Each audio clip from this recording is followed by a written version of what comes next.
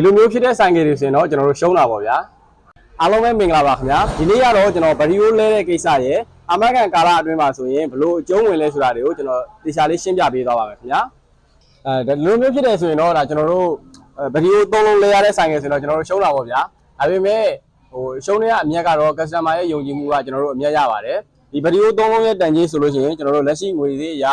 တစ်လုံးကို3,300ခွဲဝန်းကျင်ရှိရဆိုရင်ဒီကောင်ဆိုလို့ရှိရင်3လုံးဆိုရင်ကျွန်တော်တို့4,500လောက်ဒါကုန်ကြသေးရှိပါတယ်။ဘာဖြစ်လို့ကျွန်တော်တို့ရှုံးလာလဲဆိုတာကိုကျွန်တော်တခြားလေးအာမခံချက်အကြောင်းကိုကျွန်တော်တခြားလေးရှင်းပြပေးပါမယ်ဗျ။ကျွန်တော်တို့ပေးတဲ့အာမခံကတော့လုံးဝကို customer တွေအတွက်လုံးဝကိုကျင့်တဲ့ဆရာပဲဖြစ်ပါတယ်။ဘာလို့လဲဆိုတော့ကျွန်တော်တို့အများကြီးကတချို့ကဒီ company ရဲ့အာမခံချက်တွေ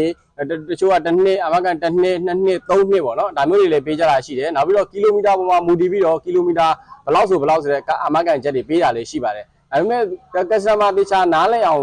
မေးရမှာကဒီအာမခံချက်အတွင်းမှာဆိုရင်ကျွန်တော်တို့ပစ္စည်းကိုအခမဲ့လားလက်ခအခမဲ့လားဒါတွေမေးသင့်ပါတယ်ဒီနေ့ဆိုရင်ကျွန်တော်တို့ဖြစ်သွားတဲ့ဆိုင်ကယ်ကဒီ EV ဆိုင်ကယ်ဆိုရင်တော်တော်လေးဖြစ်ခဲပါတယ်တချို့ဆိုလို့ချင်းအနည်းဆုံးဒီဘက်ထရီတက်တန်းကဘက်ထရီအိုးရဲ့တက်တန်းကတချို့ဆိုရင်အနည်းဆုံး2နှစ်3နှစ်လောက်ထိကိုတော်တော်များများသုံးကြပါတယ်အသုံးခံတယ်ပေါ့နော်ဘာဖြစ်လို့လဲဆိုတော့အခုလက်ရှိဖြစ်သွားတာကကျွန်တော်တို့ဒီဆိုင်ကယ်မှာဆိုရင်ဘက်ထရီအိုး3လုံးပြက်သွားတယ်ပေါ့ဝယ်ထားတာလည်းကျွန်တော်စီကနေဝယ်ထားတာက3လကျော်လေးပဲဖြစ်တဲ့အတွက်ဒါကျွန်တော်တို့ပေးထားတဲ့အာမခံက9လပေါ့နော်9လအတွင်းမှာကျွန်တော်တို့ပေးထားတဲ့အာမခံ9လအတွင်းမှာတစုံတရာဖြစ်တယ်ဆိုရင်ပစ္စည်းကြောင့်ပဲဖြစ်ဖြစ်လူကြောင့်ပဲဖြစ်ဖြစ်ဘာကြောင့်ပဲဖြစ်ဖြစ်တစ်ခုတစုံတရာဖြစ်နေဆိုရင်ပစ္စည်းကလက်ခအခမဲ့ကျွန်တော်တို့ကအာမခံညပေးထားတာပါအဲ့ဒါကြောင့်မလို့လေကျွန်တော်တို့ကဒါကို customer တွေကနေပြီးတော့4သိန်းကျော်ကုန်ကြမဲ့ဟာကိုတစ်ချက်မှမတောင်းဘဲနဲ့ကျွန်တော်တို့ကဝန်ဆောင်မှုအနေနဲ့ကျွန်တော်တို့ဘက်ကနေပြီးတော့ကုန်ကြခံပြီးတော့ပြင်ပေးတာပဲဖြစ်ပါတယ်တချို့ပေးတဲ့အာမခံတွေက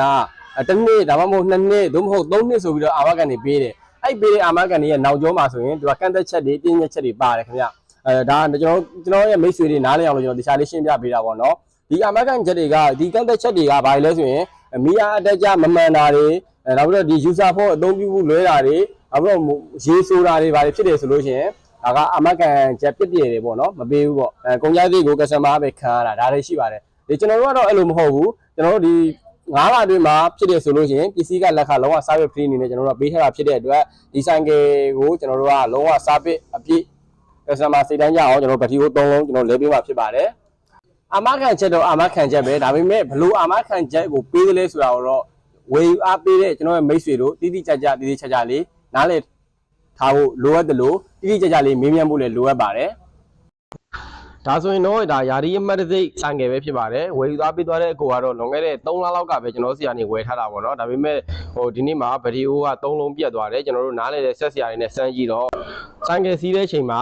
အားကိုလုံးဝကုန်အောင်ထိစီးထားတဲ့အတွက်ဗီဒီယိုကနာပြီးတော့ ampere တွေလုံးဝကျပါတယ်ဘိုးအားကတော့12voltကျော်ထိကျန်နေတယ် ampere တွေကျသွားတာဖြစ်တဲ့အတွက်3လုံးကလုံးဝအားဆွဲလို့မရတော့ပါဘူးဒါပေမဲ့ကျွန်တော်တို့အာမခံကာလအတွင်းမှာဖြစ်တဲ့အတွက်ကျွန်တော်တို့ကဆိုင်ကယ်ဗီဒီယို3လုံးရဲ့တန်ဖိုးကိုလုံးဝမယူဘဲနဲ့လုံးဝပစ္စည်းကလက်ခ service free နဲ့ကျွန်တော်တို့ဒါပြင်ပြီးတော့အသစ်3လုံးပြန်ထည့်ပေးတာဖြစ်ပါတယ်ခင်ဗျာတန်ကြီးအဖြစ်တော့4သိန်းကျော်ပါတယ်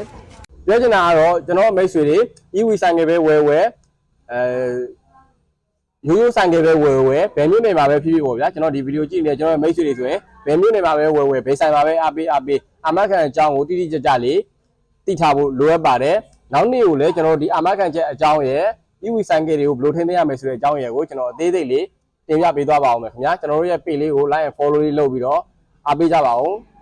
ကျေးဇူးတင်ပါတယ်ခင်ဗျာကျွန်တော်စီကိုအားပေးရတာကတော့ဒီလိုအာမခံ channel တွေကိုလုံးဝတန်နေပါပြီ